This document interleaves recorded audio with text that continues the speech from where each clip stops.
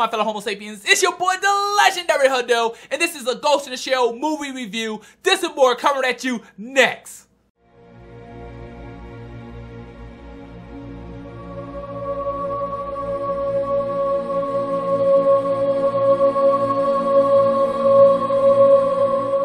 So if you haven't checked out the movie, please go watch the movie before checking out this review, because this review will have spoilers. So the movie was directed by Rupert Sanders. The movie runs roughly around 2 hours long, and the protagonist of this movie is the Major, who's played by Scarlett Johansson. Now, what I want to do with this review is focus on some of the positives, the negative, focus on some of the characters, and then how I felt about the movie overall. So coming in with some of the positives, the movie was beautiful. It was incredible. One thing they got right from the anime, I felt like, was the city. This how futuristic it looks. Some of the holograms. It was just really, really nice to see. It was breathtaking. I really liked that. The city itself just looked like a real city. It looked like it was actually in the future. And I really, really loved that. Not just that, I really like some of the fight scenes in the movie. The fight scenes was pretty nice, especially towards the end where we have the Major going against the spider tank.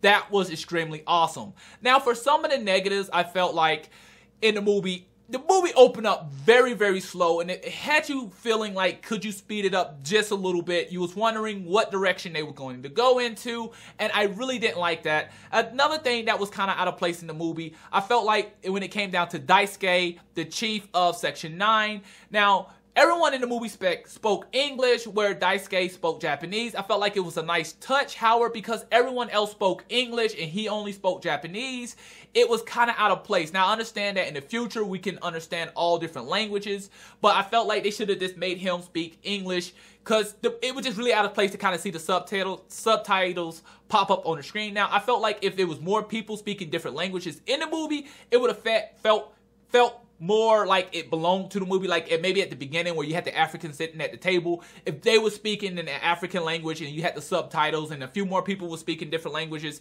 maybe that would have fit, but I felt like it was really kind of out of place. Now, for the Major of the movie, I just don't know how to really kind of attack this. The Major in the movie, it seemed like she was really unsure about herself. Now, I understand that she just got her cybernetic body and whatnot, but it just seemed like she was just kind of this unsure what path she wanted to take. She was just kind of unsure who she was and what she was. Where the Major, I know from the anime, was just really confident and pretty much cocky to a certain extent. She was extremely badass, where this Major here, it seemed like she was still learning. And I understand that she was still learning, but it just seemed like she was just kind of like distant, you know, like she wasn't as confident and cocky and badass as the Major we see in the anime. So to kind of focus on a little more of the characters, the Major, I mean, she wasn't bad. I think Johansson did a really, really great job playing the character, but she just really felt like she just wasn't there, you know. She didn't feel like a cyborg at all. She just seemed like she was just confused.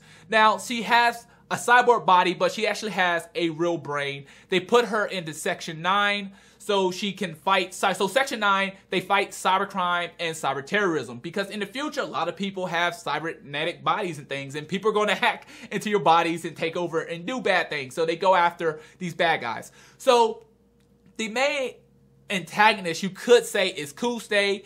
It's this guy, this cybernetic guy who's going after some of the scientists. He's killing people, and he's pretty much killing them because he's kind of salty, you know. They made his body, they made his cybernetic body, but he wasn't perfect, so they pretty much offed him or whatnot. Attempt to off him. So once the Major ends up catching up with him, he ends up letting her know, like, hey, the life you're living is a lie. The medicine you're taking is suppressing your memories. So this right here kind of makes the Major like, okay, maybe what path do I take? You know, do I hunt and try to find out where did I come from?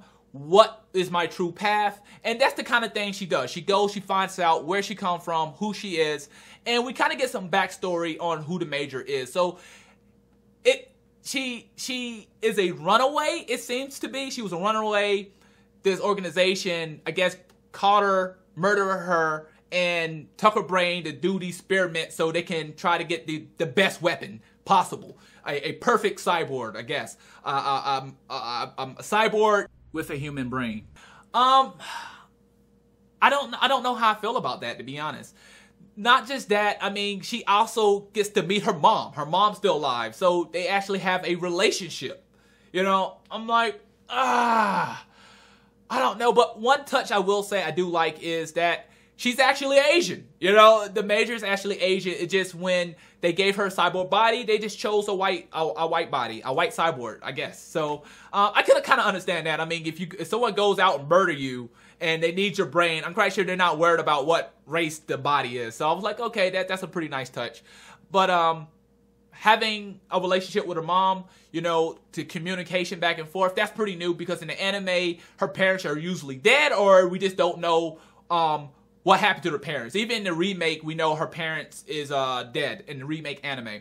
But that was pretty interesting. Bato, he was pretty cool, but I felt like Bato, he wasn't as masculine and aggressive as he is in the anime. In the movie, he seems to still be new to his cybernetic body. That's what it seems like. So if he's actually new in that body, I can understand why he wasn't so aggressive and dominated in the movie.